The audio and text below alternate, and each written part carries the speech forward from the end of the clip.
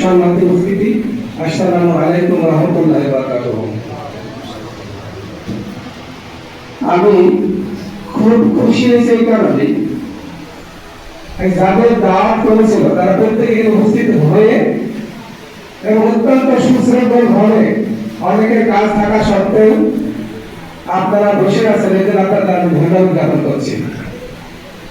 আমি আরো ধন্যবাদ জ্ঞাপন করছি তারা কি দুজন সভাপতি সেক্রেটারির সঙ্গে যারা অত্যন্ত সুষ্ঠু সুন্দরভাবে কাজ করেছেন। আমি প্রতিদিনই প্রায় এখানে এসেছি, আমি দেখেছি এখানে সব শ্রেণী সব পেশার মানুষ এখানে কাজ করছে, দেখে খুব ভালো লেগেছে।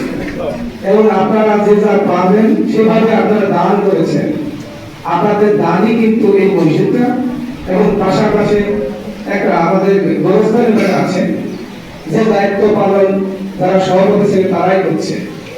হয়তো আমাদের থেকে তাদের বয়স কম, কিন্তু তা নয়, 40 থেকে 50-এর মাঝামাঝি তাদের বয়স কিন্তু কম হয় নাই। এবং তাদের দায়িত্ব পালন করা দেখে আমার খুব ভালো লেগেছে। এবং তারা প্রত্যেকের সঙ্গে কিছু কিছু আলাপ করতো। আপনাদের এই মসজিদে যে মেঝে অর্থাৎ আরো যেটা পুরা বলি অনেক উঁচা, আমি দেখেছি সবাইকে সবার সঙ্গে টুকটাকে আলাপ করতে। কিন্তু ওকে বলেছিলাম যে যে কোনো বিল্ডিং এ বা যে কোনো বিল্ডিং এ কোথাও যদি কোনোভাবে নিচু হয়, এই ভবন কিন্তু জীবনে সংশোধন হবে না। এখন যে যা করুক তাকে বোঝানোর চেষ্টা করবি যে পুরোটা রাস্তার লেভেল ছাড়া যেন অন্তত উঁচা হয়। এই কারণেই একদিনের জন্য নাই, 100 বছরের জন্য মাটি পুঁতে পুঁতে কিন্তু অনেক মাটি উঠে যাবে, অনেক সময় পোতা কিন্তু নিচে পড়ে যাবে। আমরা দেখেছি যে সমস্ত বিল্ডিং পোতা নিচু আছে, তাদের কিন্তু মাটি ভরা হয়ে রয়ে গেছে। একটা কোটি কোটি টাকা বা লাখ লাখ টাকা বিল্ডিং করে কিন্তু আমাদের ওই জায়গায় ধরা খেয়েছে। তার কথা বেশি বাড়তে চাচ্ছি না, যেহেতু আপনারা অনেক ধৈর্য ধারণ করে এই কথাগুলো শুনছেন। মূলত আমাদের উদ্দেশ্য সালাত, আমাদের মনে করেছিলাম যে মহাশয় কিন্তু 3 বার সালাত সালাত সালাত থেকে ইন্তেকাল করেছেন। আসলে আমাদের সঙ্গে কিছু যাবে না, আমাদের সঙ্গে সালাত আর দান খায়রা এগুলো আমাদের সঙ্গে যাবে। আমাদের হাতে এবং আমাদের চোখে অনেক দেখেছেন এই জায়গায় কত মানুষকে আমরা জায়গায় দাফন কাজ করেছি।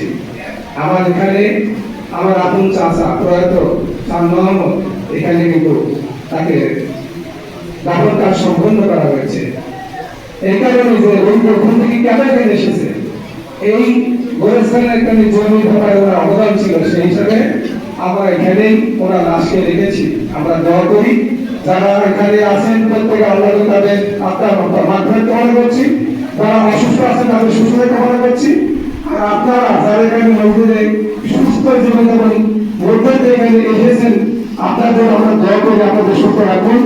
এই বলে আমরা আমার বক্তব্য শেষ করি। পরিশেষে আমার উপরে যখন ধরেছে আমরা যে যা পাই প্রত্যেকে আমরা দানের হাতটা বাড়িয়ে দিই এবং আপনাদেরকে অনুরোধ করবেন যে কোনটা চলাচলি চলে বুঝলাম আপনারা 20 টাকা নিচে দয়া করে দেবেন না, কারণ টাকা সমাজের সমস্যা আছে।